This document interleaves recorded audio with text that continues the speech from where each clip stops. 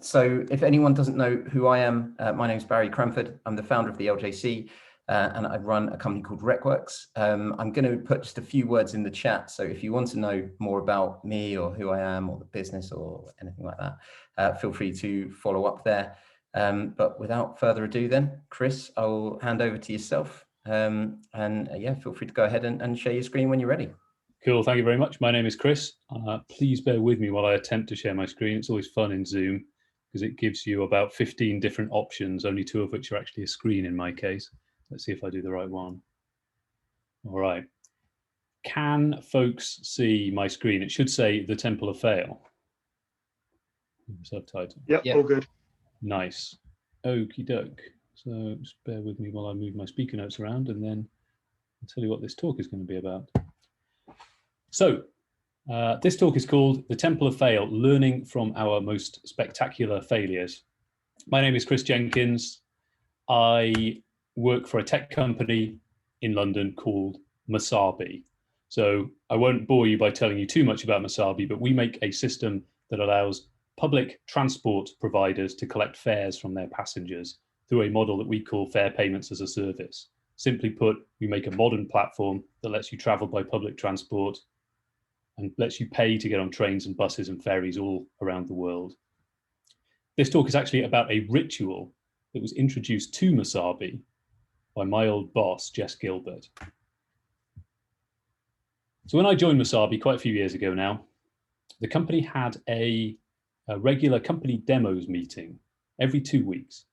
And in this meeting, every team is invited to get up and demo the new features that they have created, show off the work that they've done. And everyone cheers and applauds, and it's all very positive, a celebration of our successes. However, my old boss, Jess, introduced something rather different. After demos, we do kind of the opposite. Everyone has the chance to stand up in front of the whole company and share our spectacular failures, something that went wrong. Something serious, something lighthearted, whatever it is, it's something that went wrong and that we learned from. And we call this ritual Temple of Fail. So someone might stand up and say, I made a big mistake. I accidentally sent 1,000 copies of a document to the office printer. And this caused us to run out of paper, made me really unpopular in the office that afternoon. Someone else gets up and they say, I can top that. We made some commitments to a customer that we were not able to meet. And this really harmed our relationship with this customer. Someone else gets up, they go for the high score. They say, we launched a new feature which we thought was going to be awesome, but users found the UI confusing and it required a lot of rework before they were getting value from it. And once everyone shared their failures, we vote. We pick the quote unquote best failure.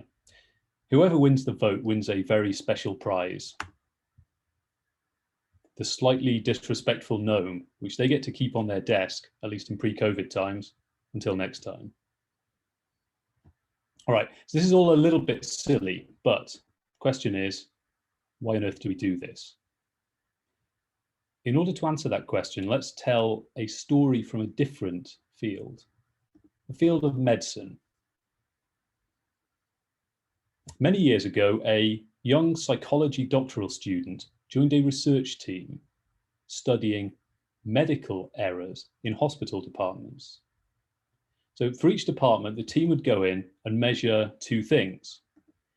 They would measure medical errors reported in the department, and they'd also calculate some measure of the effectiveness of that department. And they made a hypothesis. The hypothesis was the most effective departments make the fewest errors.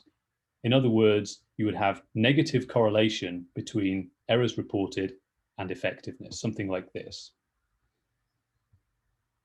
But of course, that's not what they found. What they found was rather surprising to them at the time.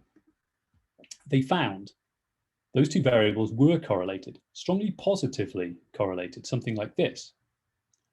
The more effective hospital departments were making more and not fewer errors. So what on earth was going on? Well, it turns out it wasn't as simple as that. In fact, the departments that they studied did vary in terms of how many medical errors were reported. They varied in terms of how many medical errors were reported. So it turns out that those departments varied in terms of whether people felt able to talk about medical errors and to admit to having made them. The better departments were talking openly about errors and about risks, trying to find new ways to catch and prevent them. And the less effective departments, conversely, were less willing to report and to talk about errors. So the doctoral student involved in this research had inadvertently discovered a concept which she called psychological safety. So as an aside, she's rather well known nowadays. She is Professor Amy Edmondson. She's studied and written about psychological safety an awful lot. Recently wrote this book, which I highly recommend, called The Fearless Organization by Amy Edmondson. But it's all about psychological safety. So how do we define psychological safety? Here is a definition. Psychological safety is a shared belief held by members of a team that the team is safe for interpersonal risk-taking. So in a psychologically safe environment, folks are prepared to admit mistakes or failures, to ask questions, to offer suggestions, to raise concerns, all without fear of being punished formally or humiliated, maybe informally, by the group. In a non-psychologically safe environment, on the other hand, people often cover up mistakes. They don't ask questions. You kind of keep your mouth shut, with the consequence that concerns can go unraised, all due to that fear of being punished or humiliated. We just talked about a study in the medical profession. What about our profession? Hopefully most people here work in tech, maybe write software. Are there empirical results that show that psychological safety improves team effectiveness in tech? As it happens, yes, there are.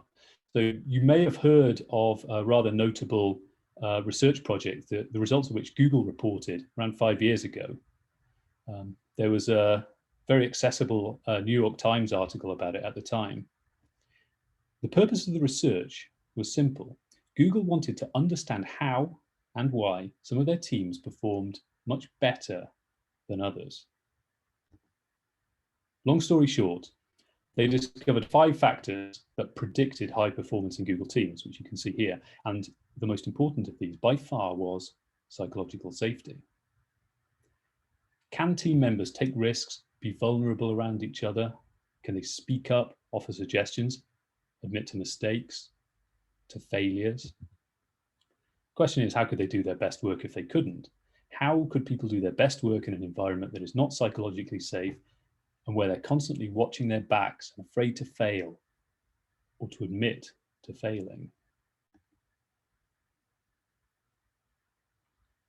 So we're talking a lot about failure. Why are we so accepting of it? Should we not be striving to eliminate failure from everything that we do?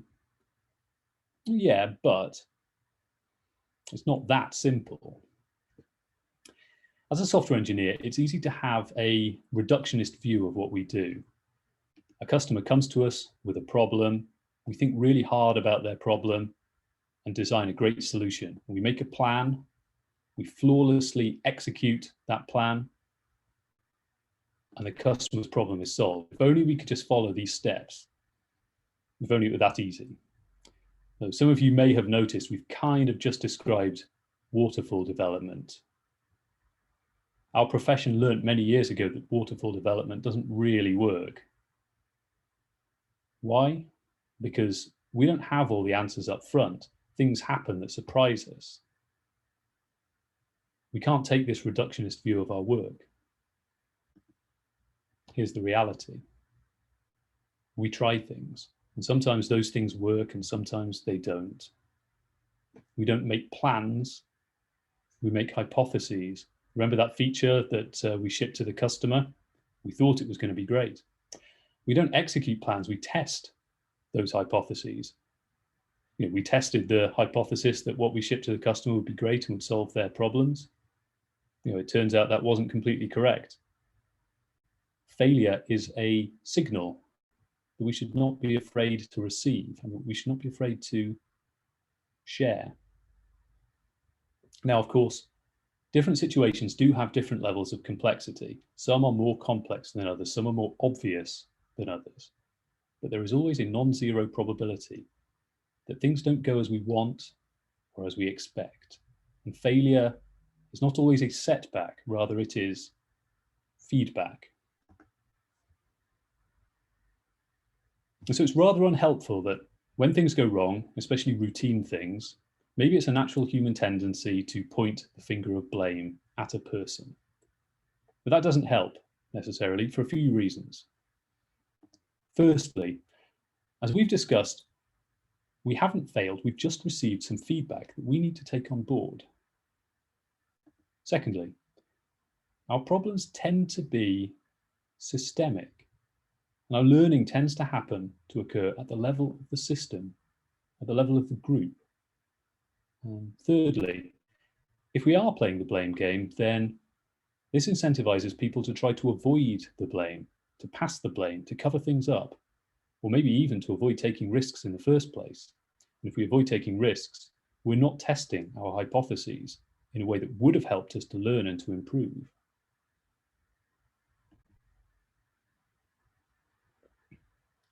So what we need to do as a profession is to reframe failure, to destigmatize failure, and to get into a growth mindset. What does that mean? So there are two distinct mindsets that people can get into. One is the fixed mindset. And in the fixed mindset, we believe that our abilities are fixed. And if our abilities are fixed, then failures are setbacks because a failure reflects badly on us. On the other hand, we have the growth mindset. And in the growth mindset, we believe that abilities are learned and cultivated. And we view failure as feedback and a learning opportunity.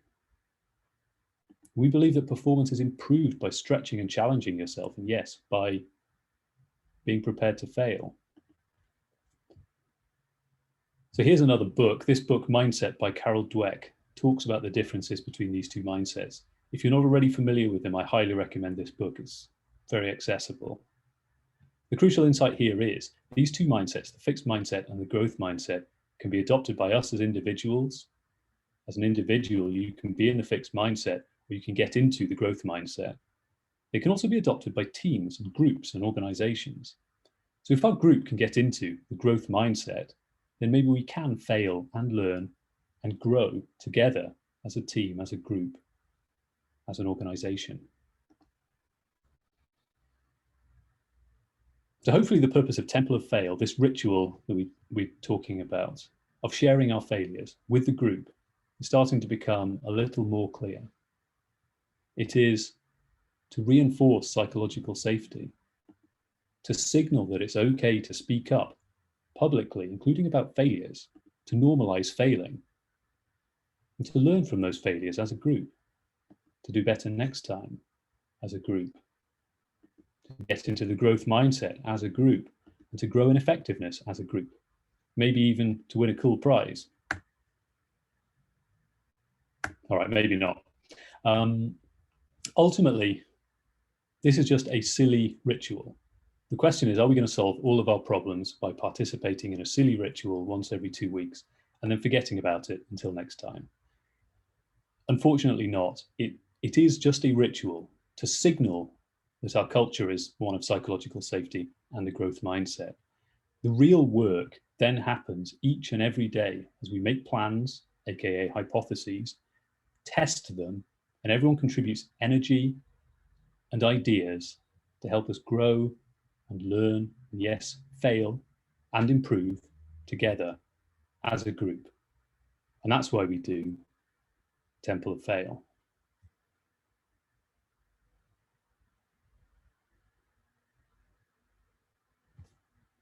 Thank you very much. Does anybody have any questions? Thanks very much for that, Chris. That was great. Yeah, so absolutely, as Chris says, does anyone have any questions there? I'd quite like the book recommendations, Chris. If you could pop them down on the chat. Was it? Yeah, I'll totally put them down in the chat in a minute.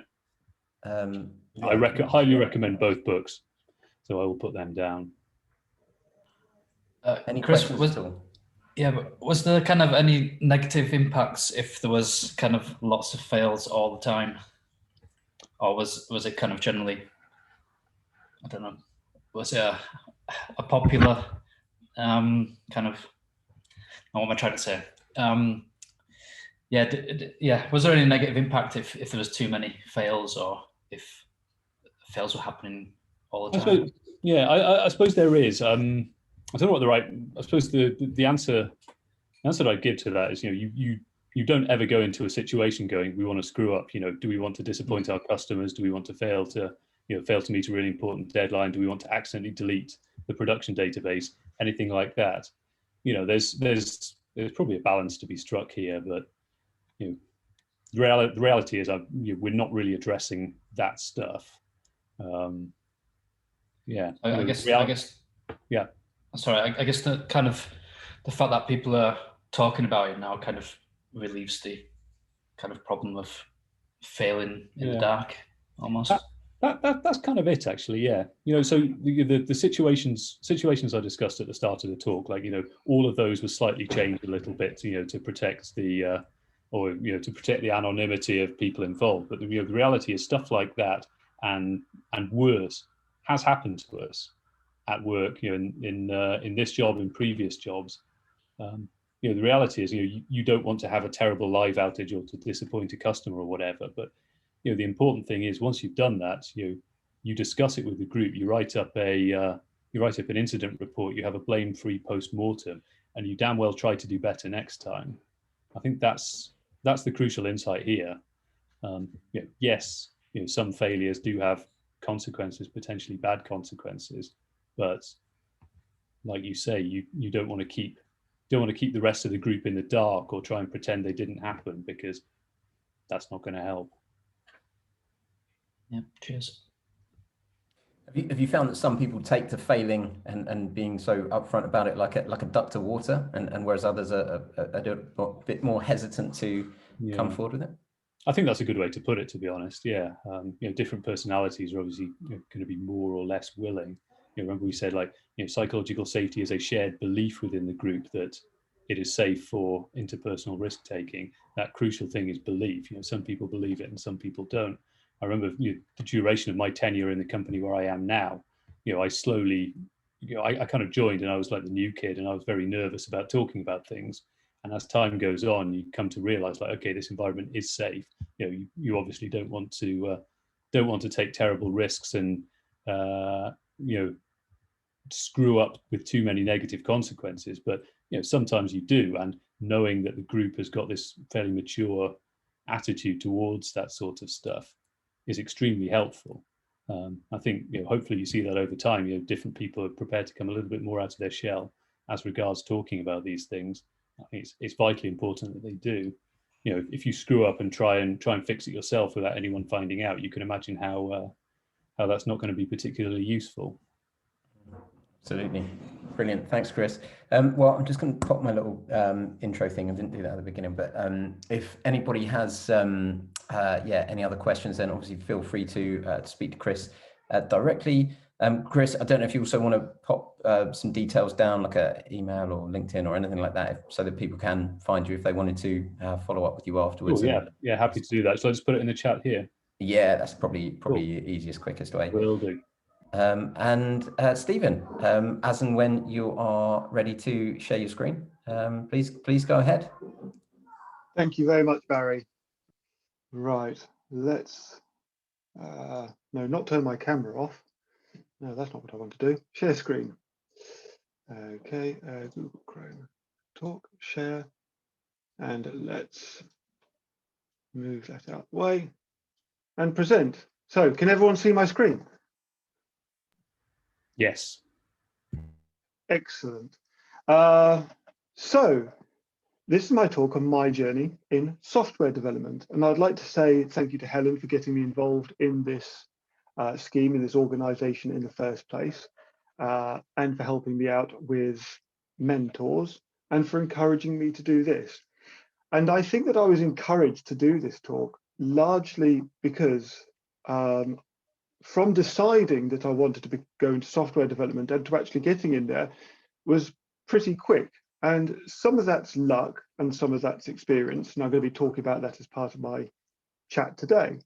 I'd just like to say that my first few slides are a bit text heavy, but don't worry, most of the rest are mainly just silly images as an aid to memoir. So don't worry too much that you're going to have to read too much today. So this is where I currently am. In about July this year, I decided to leave teaching, which I'll talk a little bit more about later. And I then started learning some new modern web technology. In October 2020, I started working for Foundry 4, which is an organization. It does government work, it does private work, and they sub their work to a company called C Code, and I work for C Code. And C Code is owned by my friend Owen. And that's where I'm extremely lucky in this, that I had a friend who I lived with for a year at university, who happened to get into software development straight away, and had been doing it all of his life anyway. And he's built up to the position where he's a very senior developer and has started his own company. And I got to start work because of him. So in that way, I feel very, very lucky, and I do have an advantage over many people. So I really appreciate that. So right now, the most important thing that I find is that I no longer fear my next task. A little bit anxious about it, but I'm no longer dreading going on to the next thing, which I'm terrified that I'm not going to know what to do. Mostly because I now know that I won't know what I'm going to do, but that's okay. So far, I've been a part of an API written in Python, Flask, which was quite something because I'd never written Python before. An API written in JavaScript Node to replace the Python one, which was we decided we were moving technology, and I was very happy about that because I knew more JavaScript than Python. An ETL load pipeline in JavaScript and Node, and just for those who aren't programmers here, that's basically the process of taking data that looks one way and putting it into data, usually somewhere else, that looks different. And that's about it. Refactoring other devs' overly complex work, making it better.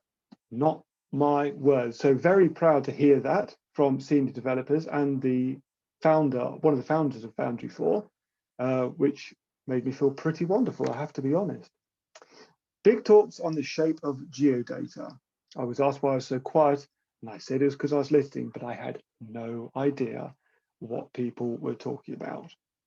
So I'm sure we've all been there at one point where you're just sitting there and trying to think about what's actually going on, to learn something about it, and to kind of fiendishly, quickly in your brain, try and work out what you're going to say if anyone actually tries to make you comment on it. I'm currently working in a behavior-driven development workflow, and we're developing government front-end with Nunjucks, which is very old technology. It's not like React, and developing the back-end with Express. And today I'm going to be very honest about money, why I'm doing what I'm doing, how I see that it's going, how I feel about parts of it, and what I'm happy and unhappy about. So I started with tech, although I'd liked computers my entire life, but I really got into tech in 2006 when I started an undergraduate degree in creative music technology. And I started, on the left you see the icon for a language called a Super Collider, which is based in Smalltalk. And I also started MaxMSP, the visual environment programming language that you see in the middle. It's quite a complex language for a visual language, and it's got abstraction and quite a few of the other things that you will find with textual technologies. But it's definitely not the same as writing an application with a textual technology. And I graduated in 2009, and I did my master's in digital composition and performance, and that was also quite techy. And after that, I found out that I enjoyed working on prototypes, and I managed to get a small amount of work teaching people how to use the audio technologies I'd learned at uni.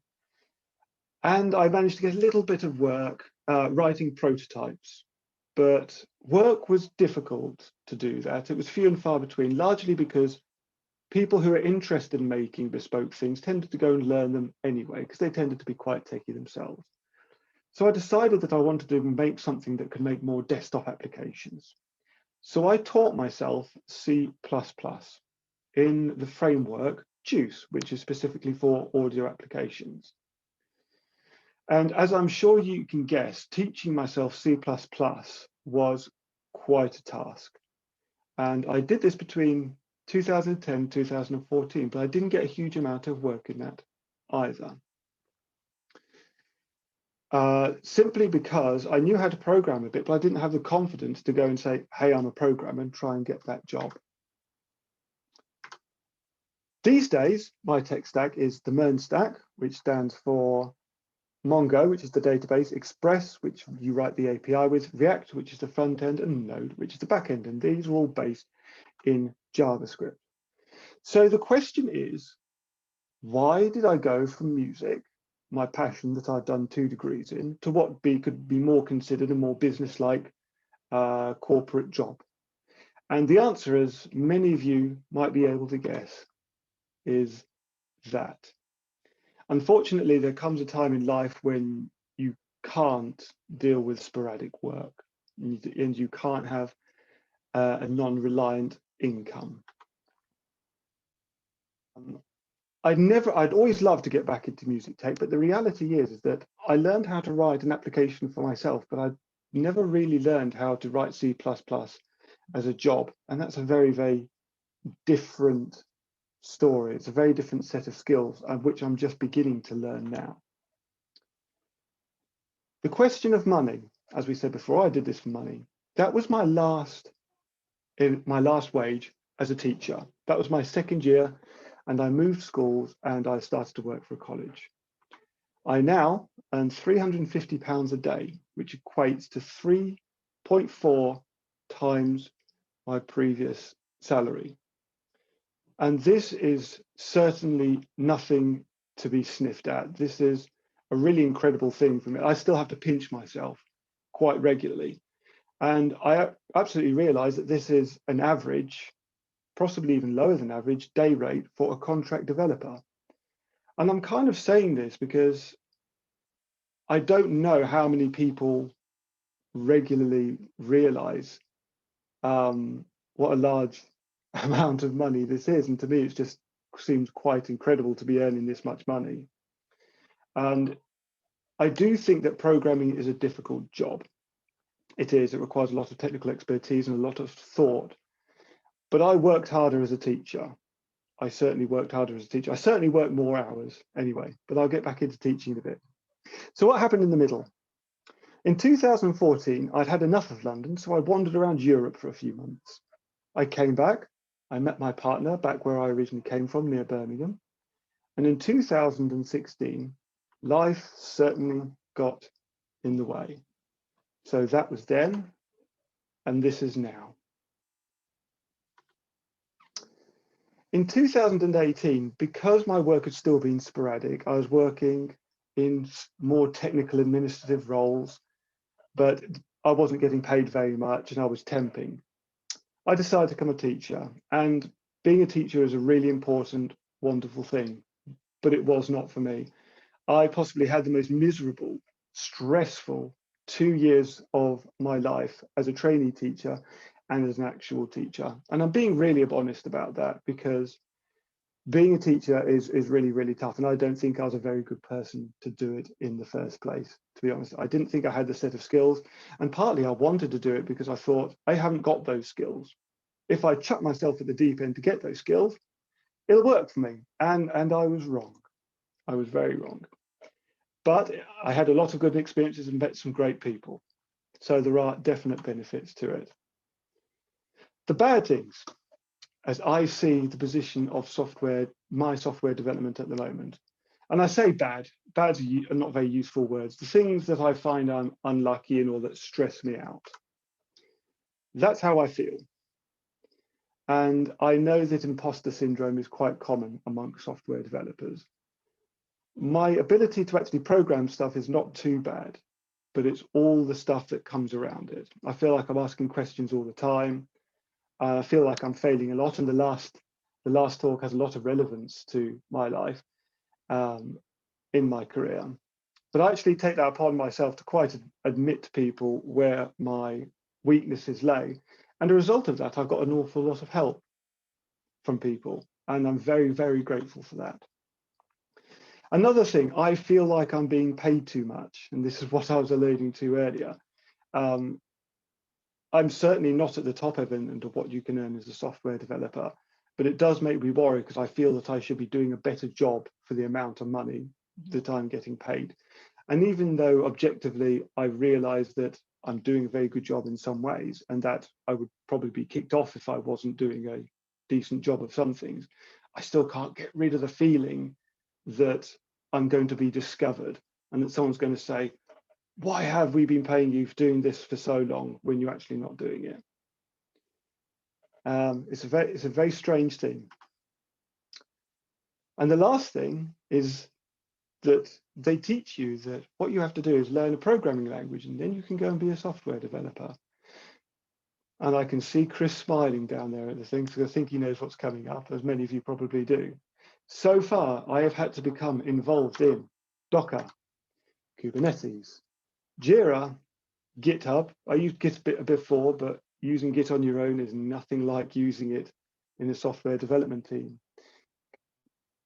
And delivery, GitHub Actions, Azure, AWS, Linux, Bash, the GDS, Government Digital Service, and Scrum.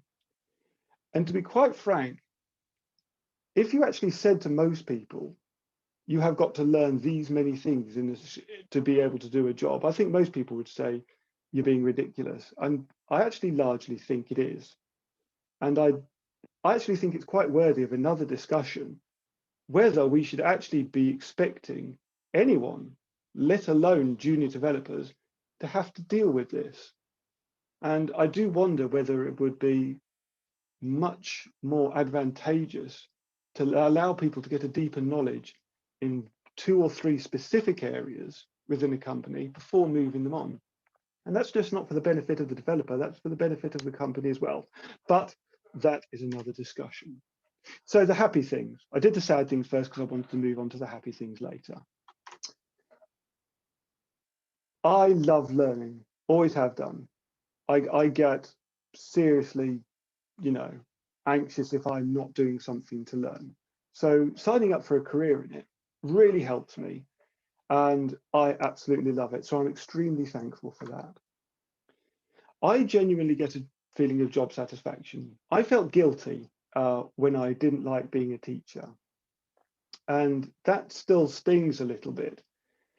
And that's partly because you're not fulfilling what you wanted to do. In how I perceive myself helping society, teaching computer science.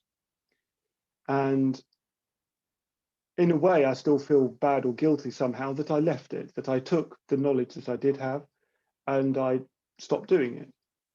And that's really hard. So I feel job satisfaction at what I do now, even though I myself perceive it as being less worth to society. But I feel like I'm creating, I feel like I'm contributing and I'm doing a good job, and that gives me good job satisfaction. Also the little things. And this top quote is one that sticks with me. I read it somewhere, probably read it. I'm a senior developer of 25 years and I Google the most basic things daily. That helps me. Things like this help me a lot. The other thing that really helps me, the other little thing that helps me, is a good dose of programmer humor. also linking into the previous talk. And I do really enjoy the brotherhood, for want of a slightly less dramatic word, of the kind of technical geeky humor you do get amongst software developers. And that as a little everyday thing really does help me by. So jokes about learning a new JavaScript framework every 4 minutes, or please don't crash the production server, I think are really useful things. So, and it helps. So what's next for me? The first thing is I want to find that I can do the satellite things for my job, like Docker and Linux and all of those things. I want to feel like I can do those to a decent level before I carry on. I want to be able to not have to turn to someone more senior or someone more experienced every few minutes to do something for me, even though most people so far have been really willing and really helpful. Afterwards, I really like JavaScript in many ways, but I do feel that I want to go into something a bit like C++, a programming language that's got a bit more meat behind it. And I'm going to choose either Go, Scala, or Rust. And I'm really not quite sure. That's in terms of technical. In the future, once I've got some more chops under my belt, I want to go into one of a few areas. I want to go into something to do with veganism or food technology. I want to go into green technology of some kind, and environmentalism in general, or possibly something to do with wealth distribution. I'm not quite sure what one does with that, with software development, but I'm sure with a bit of research and a bit more experience, then that will become a bit clearer to me. So yes, that's my talk. Thank you very much for listening to everyone. It makes me feel a lot better to let people know that you can take some very random courses into this career. There is certainly not one linear way, and there are many ways that you can do things. So thank you, everyone. Great. Thank you very much, Stephen. Does anyone have any questions for Stephen after the talk? Few unmiked there, Chris. Yeah, do you want to jump in? I sort of mute myself. Do you mind if I ask a quick question? So you saw me smiling at the bit where you said, a developer might think they just need to know a programming language and coding, but hey, look at this whole slide's worth of stuff you've got to learn. I still find it difficult. I've been doing this for years now, and I find it difficult to keep up with the breadth of both tech and non-tech things that you need to learn in order to, especially to join a new team, to work on something new. Do you have any ideas for how we can make it easier? We're literally having this debate in my team right now, like how do we make it easier to onboard people? Look at all the breadth of different things you have to learn. How on earth do we do this? Any ideas?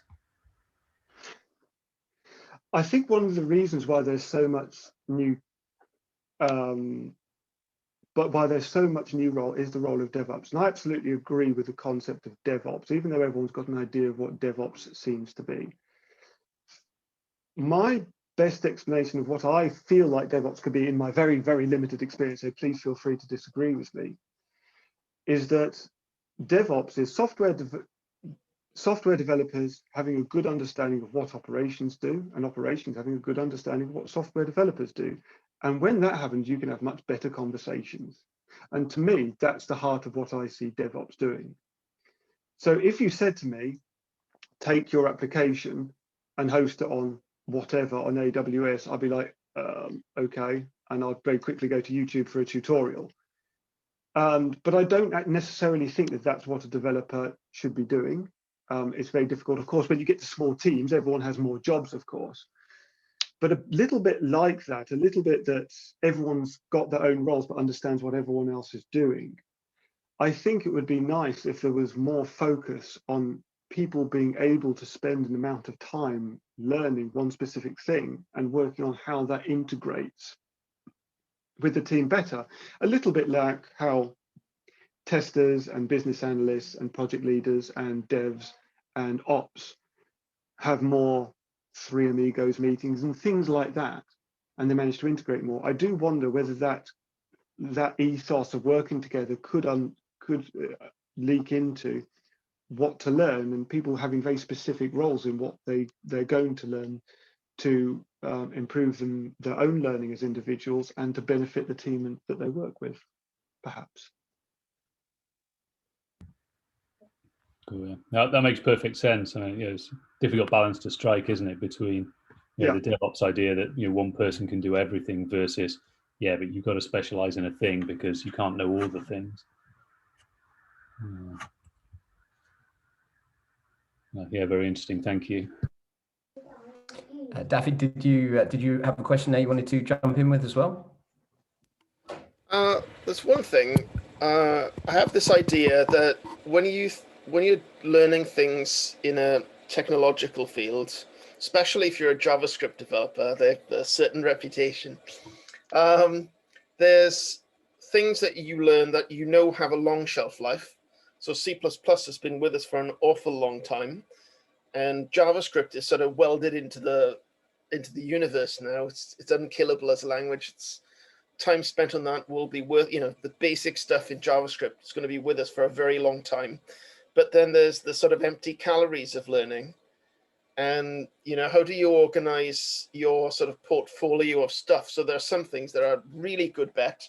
So time spent getting better at JavaScript, I totally buy into that if I spend an hour on that, I'm going to see JavaScript again.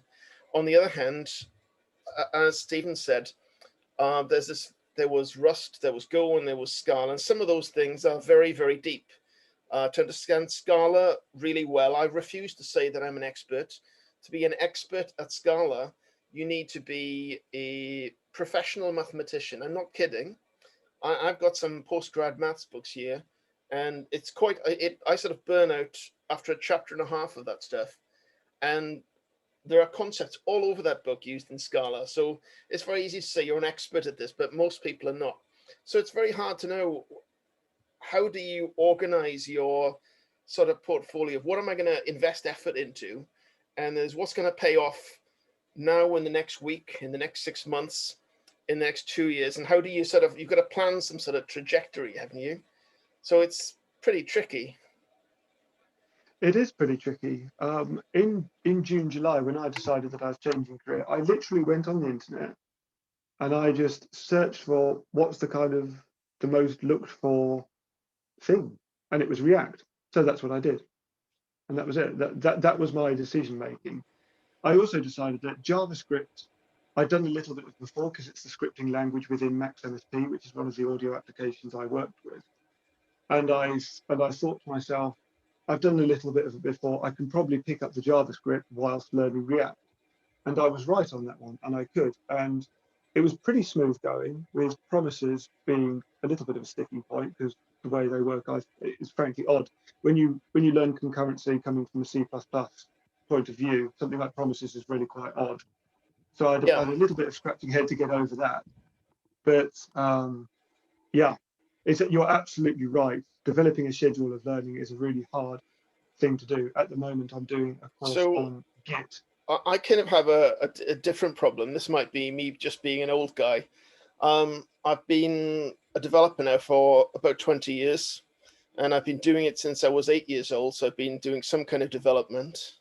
So my mum started me on this. She was one of the early school teachers that got into using the micro to sort of con kids into learning maths and this kind of thing. So I sort of I got into it quite young. You could almost say that being a developer almost teaches you to not want to learn. There's so many things that I've been through, and it's you sort of spend 6 months on it. It's really awesome for 6 months, and then it dies. And it's like I've been trying to erase Ruby off my CV. So I actually deleted it off my CV, and I still get calls from recruiters, hey, you should do Ruby. And it's, I've had my little funeral and my bereavement. I've gotten over that.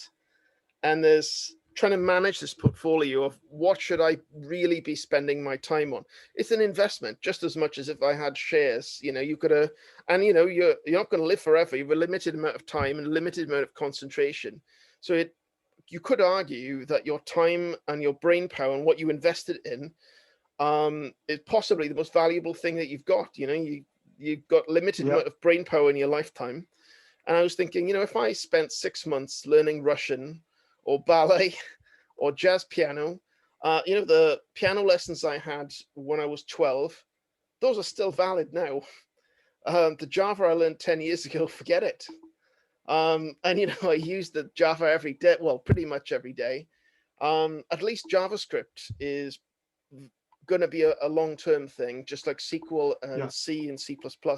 There are some things that have been very good bets. But in the JavaScript world, things can turn, you can see a complete reversal of fortune in 6 months. Something is really awesome and then it's dead. And that cycle can be in less than a year. So it's very tricky. It is. I wish I had an answer, but I don't. One thing that we did a lot of work with graduates in the early days of Meet to Mentor. And so we had a lot of grads that were always saying very similar, only they knew almost nothing. They had all these different buzzwords and acronyms in front of them and were often like, right, what should I learn? And we obviously put them then with mentors to answer that question. And one of the things that came out most often was almost follow your heart and just find things that you most enjoy, that you most identify with, and then go all in on those. Of course, it doesn't mitigate the risk of what if it dies in 6 months, but lots of things will. Yeah, but it's a decision-making tool that I think was recommended a lot. And almost if you go deep into something, then hopefully you will learn the fundamental principles underneath it and the things that will be built on top of it, or the things that will replace it. You are actually quite right about a lot of that. Many moons ago, in ancient times, when Java was a totally new thing and there were no jobs in it, as a nerd, I got into Java in the early days, and there's that AWT and Swing and all this desktop stuff that no one wants to pay for or do anymore, and it's kind of dead. Well, maybe not dead, but just very low profile. But 3 years ago, somebody said, you should do an Android application for us. And I sort of said, well, I've not done any Android. And they're very insistent. Oh, no, you Java guy, you should do this. And we need you to help with this. And I was very reluctant and I was very disclaimers all over the place, but I did it in the end. And then I realized that a lot of the user interface in what they were doing, it looks an awful lot like AWT and Swing code that's been recycled from the early 2000s. So it is useful, and you can apply stuff that even dead technologies you can learn from. There are things I've learned from Smalltalk that you can certainly use in JavaScript. This idea of promises, that type of thing. The problem then is managers and recruiters don't necessarily know what things are similar. There are things that on the face of things look alike that are different. And there are things that look very different that are very similar. I worked for a consultancy that did the HMRC Making Tax Digital platform. And they've also worked for a bunch of other people. And on the face of it, those projects look very different in terms of how they're described. But the technology is very similar. The thinking behind them is very similar. So you can up your ability. You can learn fundamental stuff that's useful. And then I run into I have to sell this to people. They have to have enough faith in me to be willing to either have confidence in me or feel that it's likely enough to take a chance. Yeah, it's a tough one. It's very, very difficult. It comes up a lot as a recruiter for years now. It comes up at the graduate level. It comes up. We run a group called Aspiring Principal Engineers. And Chris has been at all of those and will back me up in saying one of the questions that gets asked every time is, how do I stay on top of all the technologies that change? We run groups for CTOs. It comes up there. You know, when you're a CTO, you've got all sorts of different things to learn. How do you stay on top of tech? I mean, it is the only answer that I've ever seen that comes out recurring is just following your heart, because then it's not like work. It's not like, you know, it is just something that you really enjoy, and it's less work. But I mean, it's clearly a very flawed kind of strategy in terms of it still leaves the risk for everything. Well, I'd like to believe in that, and I can see that if you're in follow your heart thing, that what you've got going in favor of that is, if you're enthusiastic, you can grind away and learn things very quickly. I don't want to put people off. The thing that however, the thing that comes to mind when I was a kid, there's this sort of animated TV series. It was Wind in the Willows. And the character that just springs to mind with developers, not so much developers themselves, but when people talk about developers, and I see it in job specs all the time, we need a rock star developer. We need somebody that's passionate about this programming. Do you know, I can't be passionate about it anymore. It's the same. The technologies I'm passionate about are dead. And I've emotionally, you have to have a funeral for them. And you know, it was nice while it lasted, but I'm moving on with my life. Take the useful lessons, emotionally detach from it. Say, it was nice, great, nice knowing you. Now I'm moving on. Now I'm going to go and do some React or whatever it is. So I think a lot of developers come across as Mr. Toad. You know, he in Wind in the Willows, he's sort of what's the word for it? He's manic. You know, you have I really love going in my caravan, and then he sees a car and then he goes absolutely mental about cars. So he has these little manias. So when they talk about developers being very passionate or like a rock star, I just can well imagine Mr. Toad being totally passionate about some technology for a couple of months, and then he burns out and he'll be onto something else. No, I know what you mean. Interesting stuff. Guys, I'm going to have to knock out at this point. I'm quite happy if people are keen to continue this discussion. I'm quite happy to transfer the hosting to somebody else. I've got something coming up in just a minute or two. So does anyone keep people keen, or are we good to leave it there? I've got to go. Thank you very much, everybody. Okay, cool. All right. Thank you very much. Thank you for all the questions as well and debates afterwards, and thank you definitely for Chris and Stephen for that. Thank you, yeah, great. Barry, for organising this. Yeah, all good. Yeah, all good. Really appreciate it. Thank you, Barry. We'll see you at the next one. Friday lightning talks. If people can make tomorrow lunchtime, please do. The link is everywhere on Meetup and Twitter, and you should have had it. But if anyone wants it, then email me at bc@recworks.co.uk, and we'll hope to see some of you there tomorrow. Thanks again, everyone. Nice, thank you. Bye-bye. See ya. Cheers.